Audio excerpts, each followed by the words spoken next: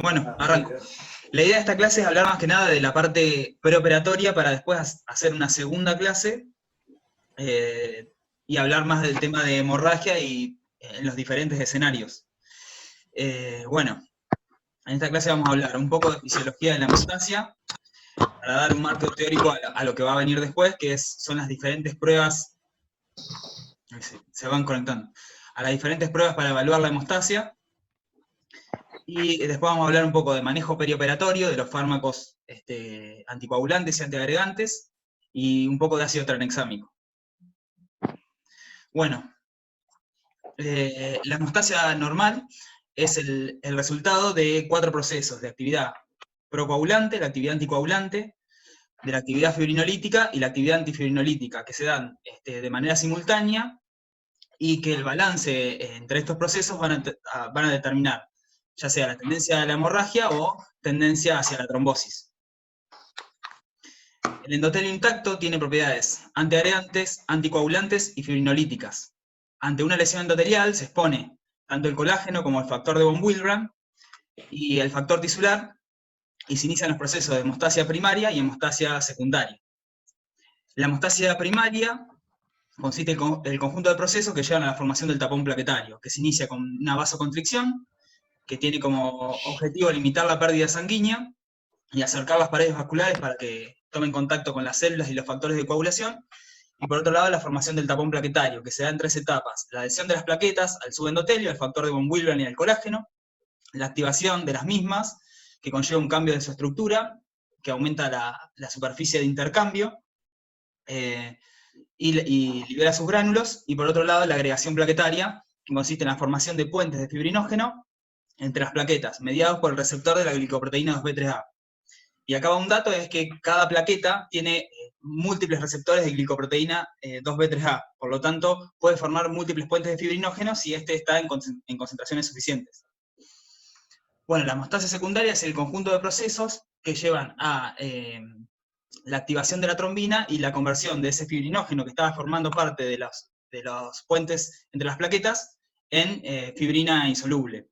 Y está mediado por todos estos factores de coagulación, de los cuales marqué el fibrinógeno, que es el factor 1 de la coagulación, y que es el factor de coagulación que está en mayor concentración en plasma. Si vemos el gráfico, toda la parte roja corresponde al fibrinógeno, mientras que el resto de los factores de coagulación están en mucho menor concentración. La concentración normal de fibrinógeno en plasma va de entre 1,8 a 3,5 gramos por litro.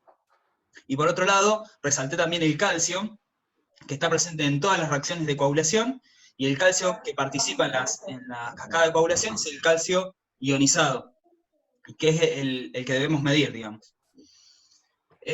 Dentro de los modelos que existen para explicar la activación de los factores de coagulación, tenemos el modelo tradicional y el modelo celular. En el modelo tradicional explica la activación de los factores de coagulación mediante 2 vías, una vía extrínseca y una vía intrínseca. La vía extrínseca sería la iniciadora, pero sería la que menos se extiende en el tiempo, y la vía intrínseca sería de respuesta más lenta, pero es la que se propagaría en el tiempo.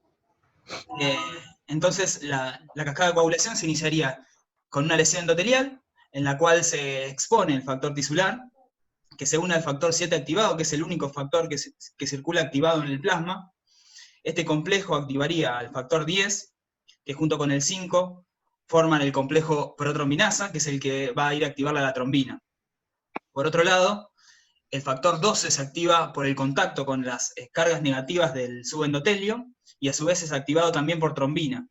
El factor 12 activa el 11 al 9, y el 9 con el 8 forman otro complejo, que es el complejo tenasa, que es el que va a activar al factor 10.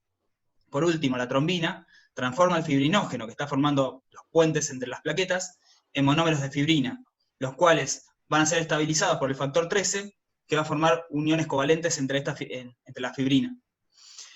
La limitación que tiene este modelo es que no toma en cuenta los componentes celulares, que como vamos a ver en el modelo celular, son fundamentales en el proceso de activación de los factores de coagulación.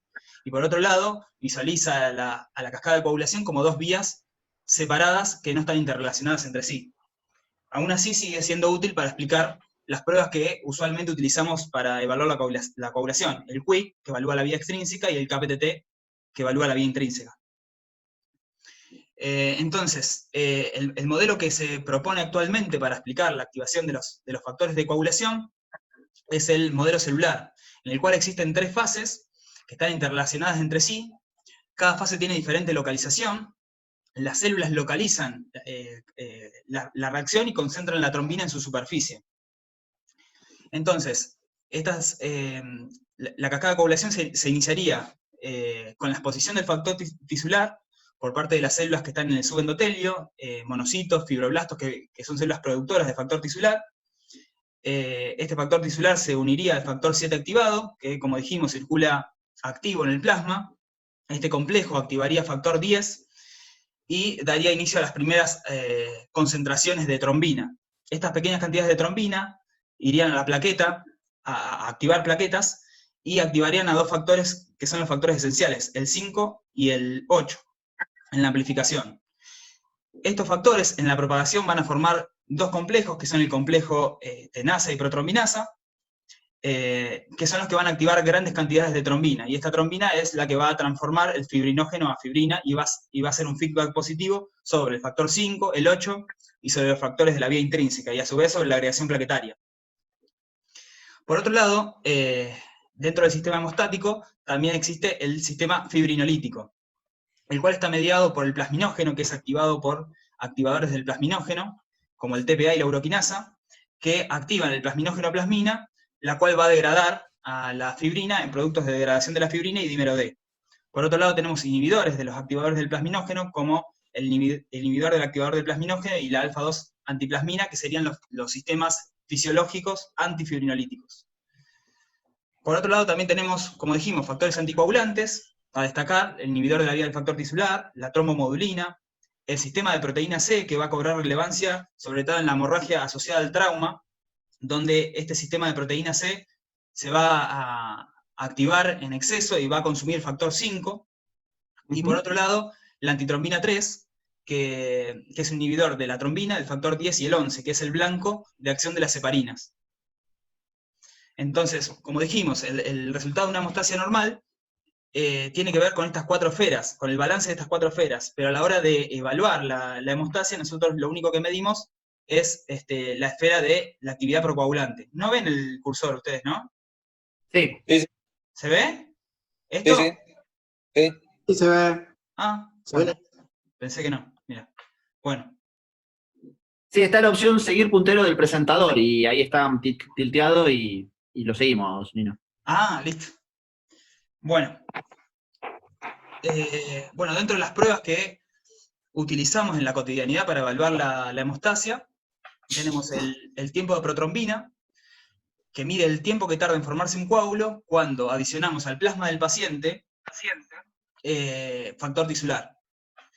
Entonces, ya con esto podemos llegar a una conclusión, que es que estamos utilizando el plasma del paciente, sin los componentes celulares. Y como estábamos diciendo, en el modelo celular, los componentes celulares formaban parte de una parte importante de la activación de los factores de coagulación.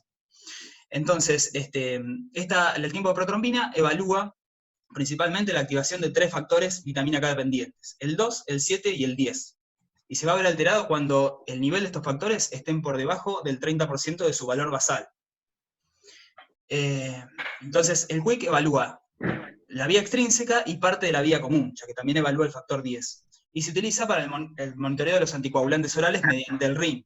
El RIN es la razón internacional normatizada, y se utiliza para ajustar el QUIC del paciente a la sensibilidad de los reactivos utilizados, ya que los diferentes reactivos de factor tisular que se utilizan tienen diferente sensibilidad, y estos vienen determinados por un índice de sensibilidad internacional, que es diferente dependiendo del origen del reactivo. Entonces, por eso la medida que deberíamos ver no es el QUIC, sino el RIN, ya que depende mucho de la sensibilidad de los reactivos. Por otro lado tenemos el KPTT, que mide el tiempo que tarda en formarse un coágulo cuando adicionamos al plasma del paciente caolín o ácido lágico. Esta prueba evalúa los factores de la vía intrínseca, el 12, el 11, el 9, y también a los factores 5, 8 y y al 10, o sea, parte de la vía común. Y se utiliza para el monitoreo de las heparinas no fraccionadas, la heparina sódica, que sería la que va a actuar principalmente en los factores de la vía intrínseca. Por otro lado tenemos el tiempo de trombina, que mide el tiempo que tarda en formarse un coágulo cuando le agregamos al plasma del paciente trombina, o sea, lo que evalúa es la conversión de fibrinógeno a fibrina. Y es independiente de las vías, tanto intrínseca como extrínseca. Y esta prueba va a cobrar relevancia cuando se empieza a implementar uno de los nuevos anticoagulantes orales, que es el dabigatran, que es un inhibidor directo de la trombina. Entonces, como vimos, las pruebas que utilizamos en la cotidianidad, por un lado, no contemplan la interacción de los factores de coagulación con los elementos celulares, que como vimos en el modelo celular, eran fundamentales para su activación. Por otro lado, se realizan en condiciones ideales, es decir, en cuanto a pH, a temperatura y a concentraciones de calcio, por lo cual no contemplan las alteraciones que se producen en el paciente en vivo producto de la hipotermia, la acidosis y la hipocalcemia. Por otro lado, solo valoran el inicio de la coagulación, que corresponde al 4% de la formación de trombina, o sea que estamos evaluando una parte muy pequeña de lo que es el proceso de coagulación. Por otro lado, tiene una limitante temporal en cuanto al tiempo que se tarda en obtener los resultados, lo cual es poco práctico en una hemorragia aguda. Y por otro lado, no proporcionan ningún tipo de información, ni sobre la firmeza del coágulo, ni sobre la estabilidad del mismo en el tiempo, ya que no evalúan fibrinólisis. Por ende, estas pruebas tienen poca capacidad para predecir sangrado y para guiar un tratamiento. Por otro lado, tenemos otra de las pruebas que utilizamos habitualmente, es el recuento de plaquetas, que es solo una prueba cuantitativa y no me dice nada sobre la funcionalidad de las mismas. Y en cuanto al dosaje de fibrinógeno, es una prueba que no estamos acostumbrados a utilizarla en la cotidianidad, pero es uno de los factores que más correlacionaría con la firmeza del coágulo. El método ideal para su medición es el método coagulométrico de Close. Su valor normal es entre 1.8 a 4 gramos por litro, o 3,5 toman algunos. Y es el factor que más afecta, tanto por la hemorragia, porque se consume por hiperfibrinólisis y se pierde por la propia hemorragia, y por la hemodilución. Entonces, por otro lado tenemos las pruebas viscoelásticas, como la trombolastografía y la tromboelastometría, que estas evalúan en tiempo real la dinámica de formación del coágulo, evaluando las características viscoelásticas del mismo y su estabilidad en el tiempo, ya que evalúan también la fibrinólisis, y nos permiten realizar un diagnóstico celular del proceso de coagulación, ya que utilizan sangre entera. Bueno, esto es un trazado de trombolastografía y tromboelastometría. En realidad está contemplando los diferentes parámetros. Lo que está por encima de la línea son los parámetros que mide la trombolastografía, que es el tiempo de reacción, el tiempo de apertura y la amplitud máxima. Y la tromboelastometría mide el tiempo de coagulación, el tiempo de formación del coágulo y la máxima firmeza del coágulo. El tiempo de reacción, o lo que equivale al tiempo de coagulación, es el tiempo entre que se agrega el activador de la coagulación y se alcanza una amplitud de 2 milímetros de amplitud del trazado. Y depende principalmente de los factores de coagulación y de la presencia de anticoagulantes. El tiempo K, que es el tiempo de apertura, va desde los 2 milímetros de amplitud a los 20 milímetros de amplitud. Y depende fundamentalmente de la trombina que se generó en el tiempo de coagulación y de la cantidad de plaquetas y de la concentración de fibrinógeno. Y las amplitudes, ya sea la amplitud máxima o la máxima firmeza del coágulo, depende básicamente de la actividad fibrinolítica, de la cantidad de plaquetas y de la concentración de fibrinógeno. Otras medidas que se pueden utilizar son las amplitudes en diferentes tiempos. Y esto es de utilidad como predictor de la firmeza del coágulo, para poder tomar una conducta terapéutica de manera más precoz, ¿sí? Sin tener que esperar a que se alcance la máxima amplitud. Por otro lado, estas pruebas nos permiten también evaluar las diferentes vías de manera adicionando un activador específico de cada vía. Y de esta manera podemos obtener el trazado de Extem, que es cuando adicionamos a la sangre del paciente factor tisular, y se obtiene un trazado que evalúa la vía extrínseca. Por otro lado, el trazado de Intem se obtiene al adicionar a la sangre del paciente ácido elágico o caolín. Por otro lado tenemos el FIBTEM, que evalúa solamente el componente fibrinógeno, es un EXTEM al cual se le agrega un inhibidor de las plaquetas. Después tenemos el EPTEM, que es un trazado de INTEN al cual se le agrega parinasa, y se compara con el INTEM, entonces las modificaciones que se producen en el EPTEM me van a decir si hay presencia o no de parina. Y el APTEM es un EXTEM al cual se le agrega un inhibidor de la fibrinólisis. Es para evaluar el exceso de fibrinólisis. Bueno, entonces, como veníamos diciendo, las pruebas que nosotros utilizamos habitualmente, el QUIC y el KPTT, solamente evalúan esta porción del trazado, que corresponde al 5% de la formación de trombina, por lo cual nos estaríamos perdiendo todo el resto de la reacción de coagulación, ¿sí? Bueno, en este artículo se comparó la trombolastometría ROTEM con las pruebas de coagulación estándar, con el QUIC, el KPTT y la concentración de fibrinógeno.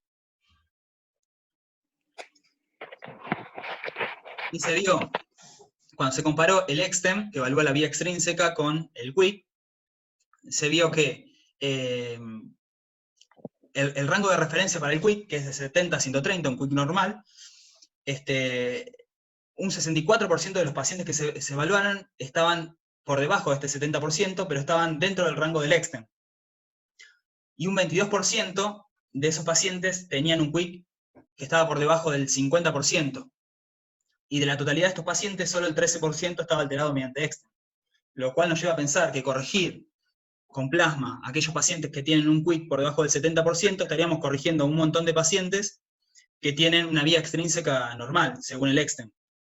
Y corregir a este 13% que está alterado mediante EXTEM también sería corregir un valor de laboratorio. Por otro lado, se comparó el KPTT con el INTEN, que evalúa la vía intrínseca. Y se vio que el 94% de los pacientes estaban fuera de rango, es decir, tenían un KPTT por encima de los 36 segundos. Y la mitad tenía un KPTT mayor a 45 segundos, o sea, estaba alterado de manera significativa.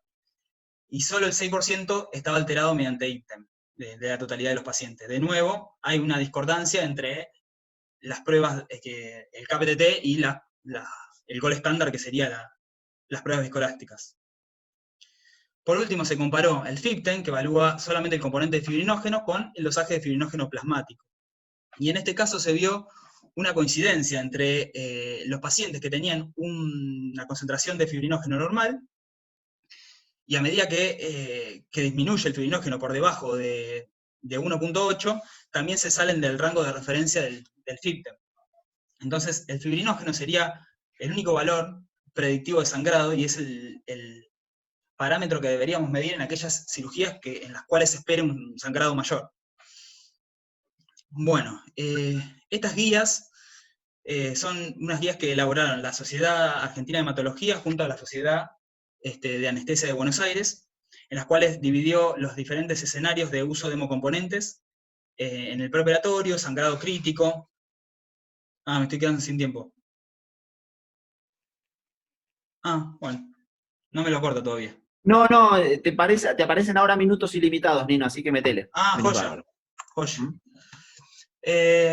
Bueno, entonces estas guías dividen las recomendaciones por un grupo de metas, medidas efectivas para transfusiones apropiadas. Y una de las metas, recomienda la implementación de cuestionarios estandarizados para evaluar factores que predigan sangrados, ya que las pruebas de KPTT, TP y recuento de plaquetas no son efectivas para predecir sangrado. Y esto lo recomienda con un grado de evidencia de tipo 1C. Un segundito.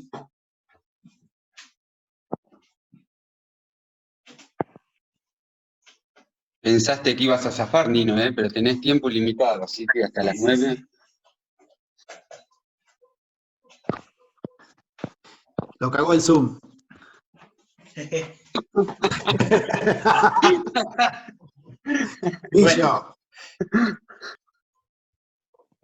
Bueno, uno de estos cuestionarios es el mSTOP, el cual evalúa 7 puntos, que son la presencia de sangrados inusuales o sangrados prolongados, la presencia de hematomas espontáneos, sangrados importantes ante extracciones dentales, experiencias de sangrados en cirugía, durante o después de cirugías, antecedentes familiares de enfermedades en la sangre, hemofilia, enfermedad de von Willebrand. Y para mujeres se utiliza, interroga sobre sangrados menstruales y sangrados prolongados en los partos. Entonces, de acuerdo a este cuestionario, si tiene dos o más puntos positivos de este cuestionario, la sensibilidad para predecir sangrado es de casi un 90%, con una especificidad del 98%, en comparación con las pruebas de TP y KPTT, que tienen una sensibilidad del 26%. Teniendo en cuenta que la sensibilidad es la capacidad de detectar positivos, y en este caso estamos hablando de hemorragia, estas pruebas tienen una capacidad de detectar al paciente que va a sangrar de un 26%, o sea que es una sensibilidad bastante baja. Esa es una interpretación mía, así que eso lo dejo a su criterio. Bueno, en cuanto al manejo perioperatorio de los fármacos que actúan sobre la hemostasia, antiagregantes y anticoagulantes, hay que tener en cuenta dos aspectos. Por un lado, el riesgo de sangrado quirúrgico, y por otro lado, riesgos que derivan de la técnica anestésica que empleemos, básicamente las técnicas de anestesia regional. La guía de anestesia regional de la Sociedad Americana nos dice que los pacientes, los AINES, incluida la aspirina, no aumentarían el riesgo de manera significativa de hematomas epidurales cuando realizamos un bloqueo neuroaxial, con un grado de evidencia de tipo 1A, lo cual coincide con otras sociedades de anestesia regional, como la alemana o la de Bélgica, las cuales no contraindican los bloqueos neuroaxiales o las técnicas de anestesia regional en pacientes que reciben AINES. Entonces, los tiempos de suspensión, de acuerdo a esta guía, para la realización de bloqueos neuroaxiales, colocación y extracción de catéteres peridurales, son para la aspirina y los AINES, dijimos que no es necesario suspenderlos. Para los inhibidores de ADP, que son clopidogrel, ticlopidina y prasugrel, requieren un tiempo de suspensión entre 7 a 10 días, y el cilostazol, que es un inhibidor de fosfodiesterasa, requiere un tiempo de suspensión de 42 horas. Teniendo en cuenta el riesgo de sangrado intraoperatorio en los pacientes que están antiagregados, por un lado, los pacientes que solamente reciben monoterapia con aspirina y están en prevención primaria porque tienen factores de riesgo cardiovascular, la indicación sería suspenderla previo a una cirugía electiva entre 7 a 10 días previos. En los pacientes que están en prevención secundaria porque tuvieron un infarto o un ACV y se van a someter a una cirugía con un alto riesgo de sangrado, incluimos en este grupo pacientes que se sometan a neurocirugía, cirugía de columna y cirugía oftálmica de cámara posterior, que tienen riesgo de sangrado en espacios cerrados. En este grupo de pacientes deberíamos suspender la aspirina 7 a 10 días previos. Pero para el resto de las cirugías no es necesario suspender la aspirina, e inclusive, como ya vimos, podemos realizar un bloqueo neuroaxial sin problemas. Por otro lado, tenemos los pacientes que están doblemente antiagregados. Y dentro de este grupo de pacientes tenemos a un grupo de pacientes de alto riesgo, que son aquellos pacientes en los que vamos a tratar de no hacer, bajo ningún motivo, una cirugía electiva. Estos son pacientes que les realizaron una angioplastía en las últimas 2 semanas, pacientes que tuvieron un infarto o les colocaron un stent metálico en las últimas 6 semanas, pacientes que les colocaron un stent liberador de drogas entre los 6 a 12 meses previos, y 12 meses incluye a los pacientes que tuvieron un infarto con supra-ST. Entonces, dentro de este grupo tenemos 3 situaciones. Las cirugías electivas, que las vamos a reprogramar siempre que sea posible, las cirugías de emergencia, en las cuales no vamos a poder tomar ninguna conducta en cuanto a la suspensión de los fármacos antiagregantes, y por otro lado tenemos la cirugía de urgencia, que es donde surgen los interrogantes, digamos. Las cirugías de bajo riesgo de sangrado, que pueden ser una endoscopía, por ejemplo, no es necesario suspender la doble antiagregación. En pacientes con alto riesgo de sangrado, que son los que dijimos previamente, neurocirugía, cirugía de columna, la indicación sería suspender la doble antiagregación. Y en pacientes que tengan un riesgo intermedio de sangrado, que van a ser básicamente estos pacientes, cirugías de vísceras, cirugía cardiovascular, cirugía ortopédica mayor, cirugías de otorrino, en esos pacientes podríamos suspender el clopidogrel o el inhibidor de ADP y continuar con la aspirina, teniendo en cuenta que para la realización de un bloqueo neuroaxial, la suspensión del clopidogrel tiene que ser de al menos 5 días. Y por otro lado tenemos aquellos pacientes que están doblemente antiagregados, pero que no cumplen con estos requisitos de alto riesgo. En ese caso, suspendemos el inhibidor de ADP y que continúe con la aspirina, e inclusive si cumple con los plazos, podríamos realizar una técnica de anestesia regional. Bueno, en cuanto a las heparinas, en su mecanismo de acción, las heparinas, como dijimos previamente, se unen a la antitrombina 3 y aumenta su capacidad de inhibir al factor 10, a la trombina y a los factores de la vía intrínseca, 12, 11 y 9, con diferente perfil de inhibición entre la heparina sódica y la heparina de bajo peso. La heparina sódica inhibe de igual manera el factor 10, el factor 2 y los factores de la vía intrínseca. En cambio, la heparina de bajo peso molecular tiene una mayor inhibición sobre el factor 10. Por eso a la hora de su monitoreo, cuando se requiere monitoreo, se utiliza la actividad anti-10. En cambio, la heparina sódica se monitorea con el KPTT.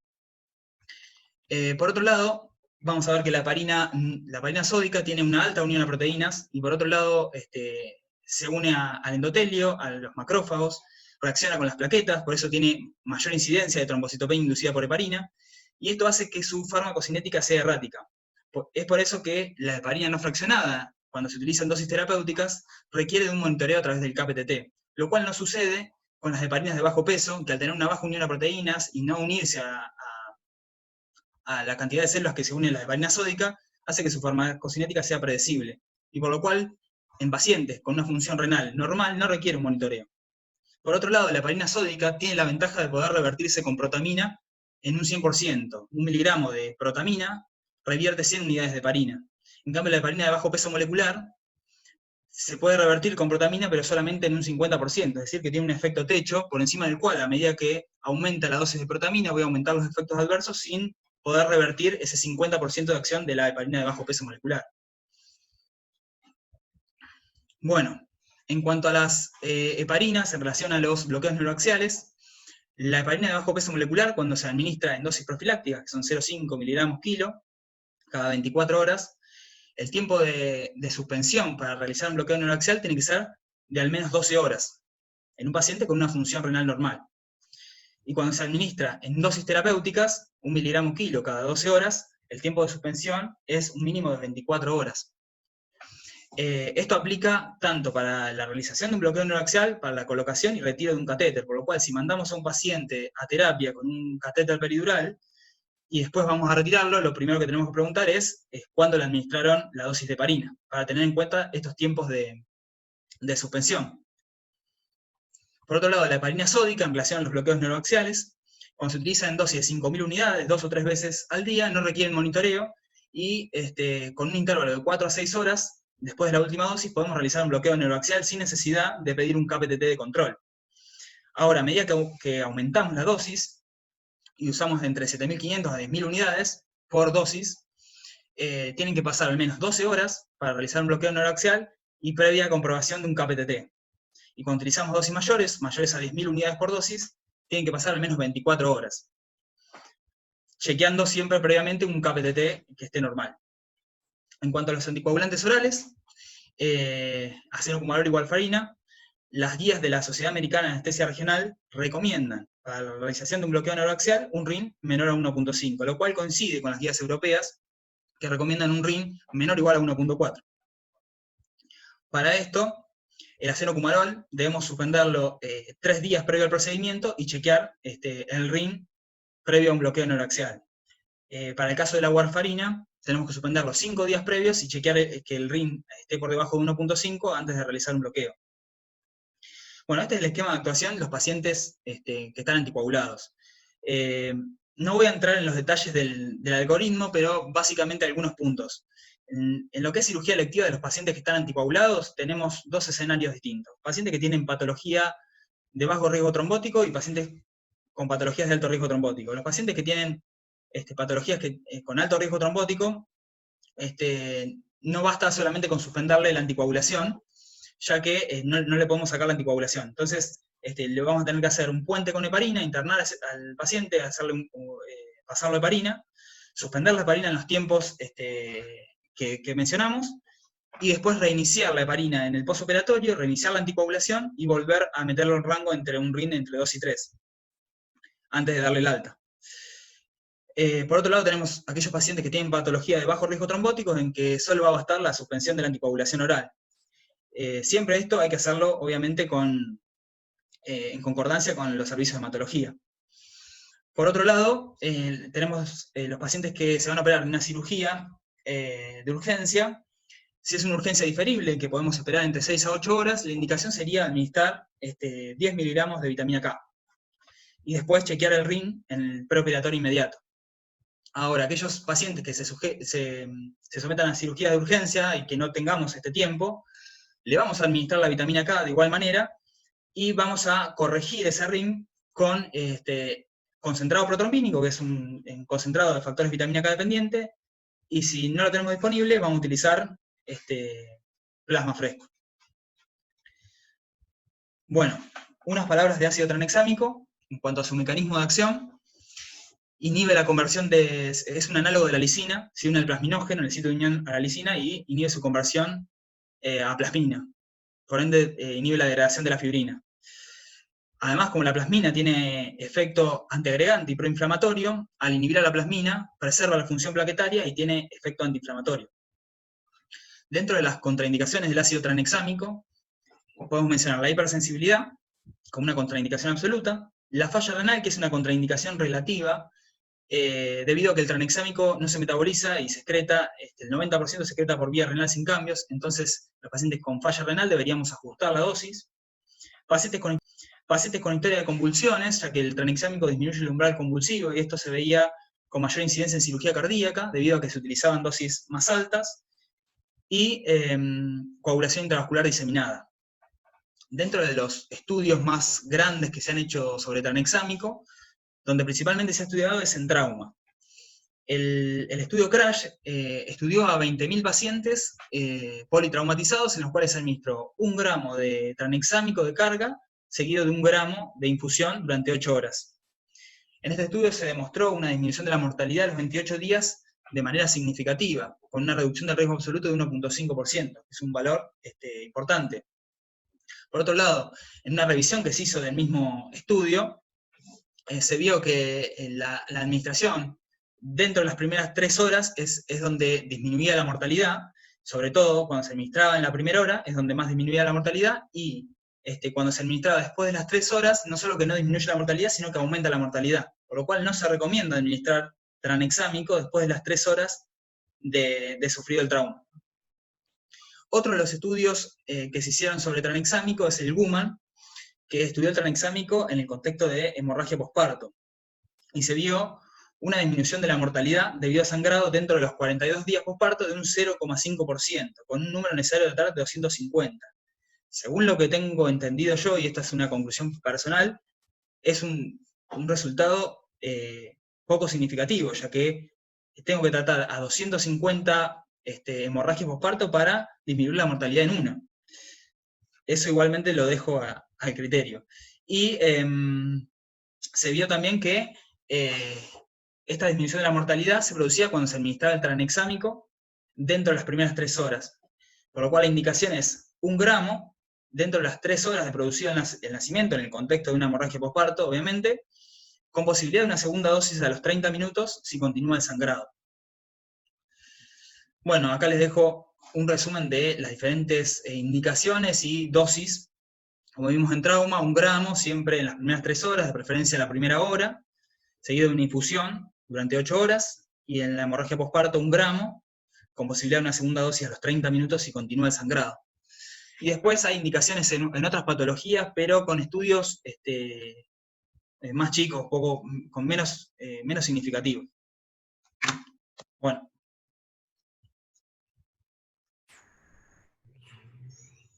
Muy buena, Buenísimo, Nino, Nino. Muy bueno. Muy bien, Nino. Felicitaciones. Bien, bien. Gracias. Muy linda estuvo, Nino. Gracias. Bueno, gracias. Nino, para hacerte una consulta. Sí. Nino. ¿Quién habla? Ariel. Ah, Ariel. ¿Cómo estás?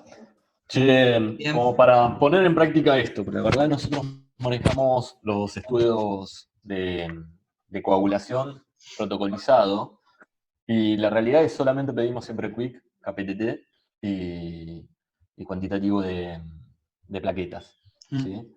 ¿Qué propondrías vos? Porque esto en realidad, estas charlas está bueno como para ir mejorando nosotros también, ¿no? ¿Qué nos propondrías como para hacer un cambio en el estudio del paciente? Bueno, yo desde que empecé a preparar esta charla y que por ahí empezó un poco con la charla que tuvimos, que dio un compañero de Nico, Miguel Rosas, fue como de ahí el disparador a empezar a replantear un poco estos temas. Empecé a implementar en los preanestésicos el LEM-stop, o sea, interrogar por anamnesis factores predictores de sangrado, ¿sí? Sobre todo hematomas espontáneos, sangrados menstruales prolongados, antecedentes quirúrgicos, antecedentes de enfermedades de la sangre.